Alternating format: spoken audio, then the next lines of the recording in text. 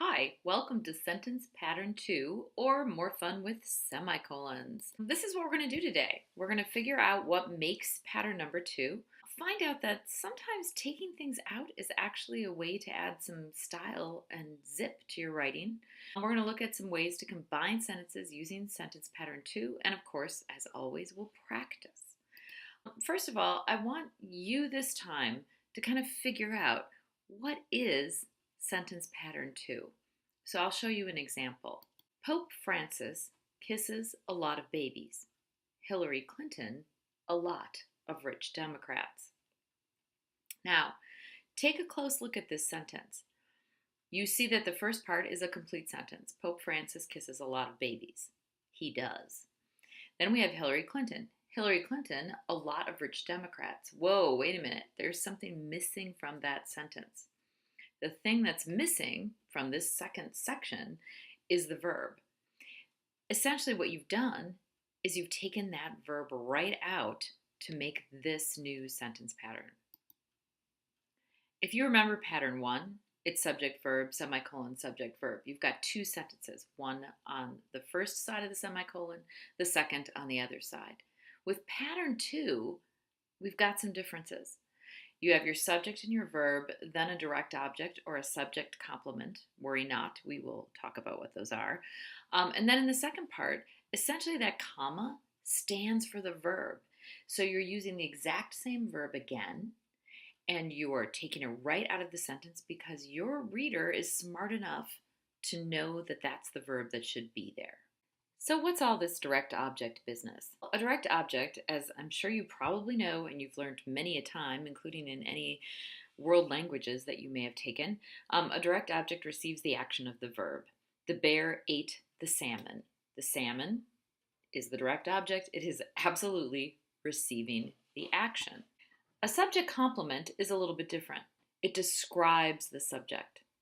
The salmon was delicious. Here the word delicious describes the salmon. Note that the verb is linking. Here's the deal with sentence pattern 2. If you look at it closely, the first part has got to be that complete sentence.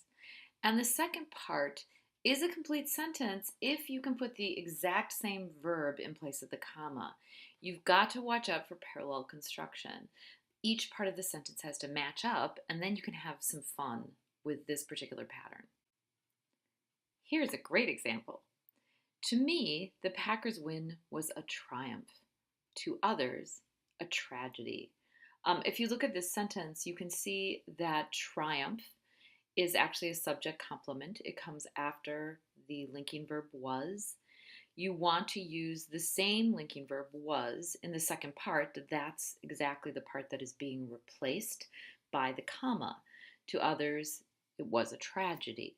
It's really fun to add a third part to these sentences, to actually make them into that sort of magic number 3. And you could do a nice switch on the third part. Like a good sonnet, there's sort of a turn at the end of these sentences. Leif Erikson thought about land. Christopher Columbus, wealth. Neil Armstrong, oxygen. You do need to beware though, because every part of this has to match, which is why you need the parallel construction. She loves the Cubs, they, the Cardinals. It doesn't quite work. The sentence doesn't really sound correct because you say she loves the Cubs, but you would never say they loves the Cardinals. Each part of it has to match and agree. So you can use a slight switch on that. And instead of saying they, you can use her family. Her family is going to have the exact same agreement and will also use loves. She loves the Cubs. Her misguided family, the Cardinals. In those sentences, you can also see that we're using the direct object. She loves the Cubs. The Cubs are the direct object. They are the object of her affection. For her misguided family, it is instead the Cardinals. One more trick here. Sometimes you actually need to add the word one so that your sentence makes sense. Here's an example. Don't do this. Marissa listens obsessively to songs by Taylor Swift, Johnny, Beyonce. it sounds strange, right? Is Johnny Beyonce? Does Marissa, listen obsessively to songs by Taylor Swift, Johnny, and Beyonce? The way to do this is to switch it up. Marissa listens obsessively to songs by Taylor Swift, Johnny, ones by Beyonce.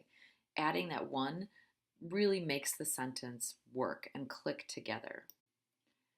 Here's one more trick. Sometimes you can actually eliminate the subject and the verb. This is a little sentence about what is going on in my backyard. The squirrels foraged in my backyard methodically, yet without restraint, furtively, yet without regret. In that sentence, I'm actually getting rid of both the squirrels and foraged in that second section, and yet you can see that it adds a certain tone to the sentence. It gives it this fun, sort of crisp way of doing a comparison between two things. So, why use pattern number 2 at all? Well, it eliminates words, making your writing crisp. No doubt it lends a certain sophistication to your writing, but you've got to use it sparingly. Once per piece is enough, if even that. And of course, be sure to punctuate correctly. Read the sentences out loud. Listen to how they sound. Here's what you need to do. Don't forget to use parallel construction with subjects and verbs.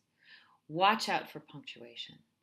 Challenge each other to write the best sentences using, of course, sentence pattern 2.